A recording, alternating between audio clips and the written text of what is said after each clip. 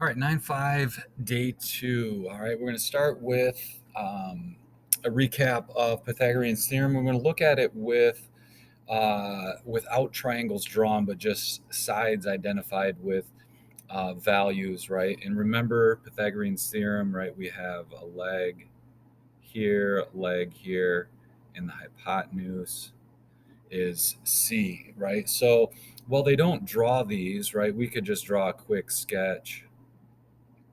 Oh, probably hopefully yours is better than that. Where right one leg is 3, the other leg is 7, and here C, right? Or over here we could say this side's 8, the hypotenuse is 17. We're looking for B, right? You don't have to draw them, right? We can just use Pythagorean's theorem, knowing that C is always identified as the hypotenuse, right? Which means it's the longest side. So in the first one, right, we can do a squared plus b squared equals c squared, right? So we would have 9 plus 49 equals c squared, right? So that would give me 58 c squared. So if I square root both sides, we can round to the nearest tenth. So square root of 58 is going to be 7.6. In the second one, we're looking for a leg. Remember, it has to be shorter, so I can take the hypotenuse and subtract the known leg squared, right? And that's going to be equal to b squared. So 17 squared minus 8 squared is going to give me 225, right? Because 17 squared is 289 minus 64, right? So 225 equals b squared.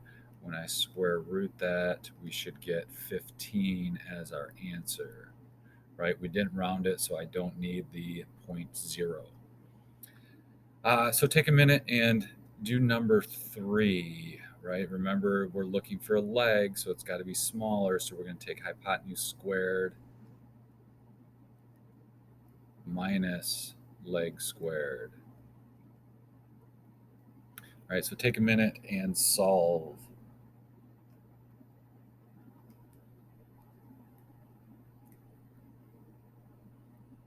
All right, so if you did this, should have gotten 49 equals a squared.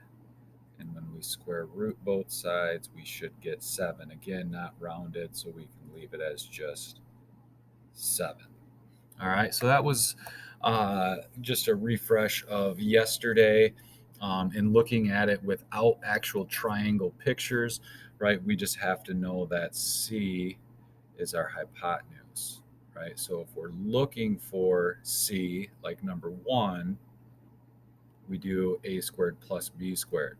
When we're looking for a leg, right, our shortcut was to take c squared hypotenuse and subtract the leg square, and we did that in 2 and 3.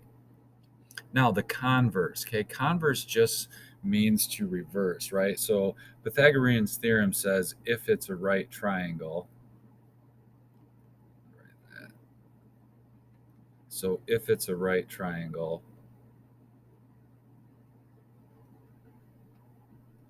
then a squared plus b squared equals c squared, right? So we can use it if we know it's a right triangle. The converse just flips it around and says if Pythagorean's theorem works, then you can say it's a right triangle, right? So here we're going to just check, okay? It says do the following side lengths form a right triangle. So we're checking to see if Pythagorean's theorem works, right? And remember, C in Pythagorean's theorem is the one that's important. So the first thing you want to do is identify C, and it's just the longest side. Okay, so here it's 8, here it would be 26, here it would be 15. So I'm asking, does 5 squared plus 7 squared equal 8 squared, right? And that's a question. I don't know that yet, so I have to do this. So does 25 plus 49 equal 64? And 25 plus 49 is equal to 74,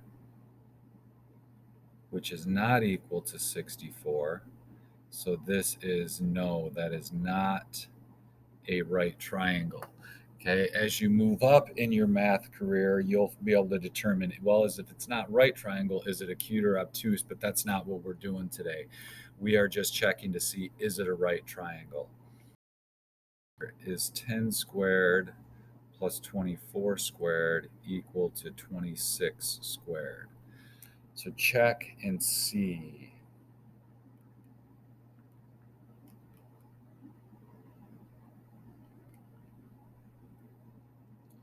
All right, so if you did this side here, you should have gotten 676. 26 squared is 676. So yes, that would be a right triangle. Number 3, does 9 squared plus, right, 12 squared, even though they're out of order here, right, with the largest one has to be C.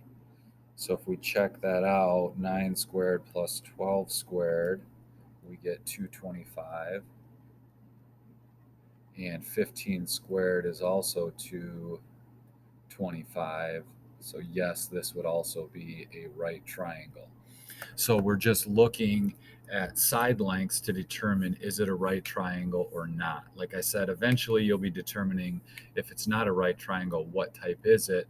But for today, it's just yes or no, right triangle or not. Does Pythagorean's theorem work for the 3 side lengths given or not?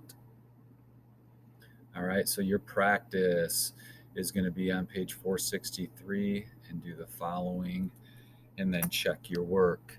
If you have questions, let me know. I hope you all have a great day, and we'll talk to you soon.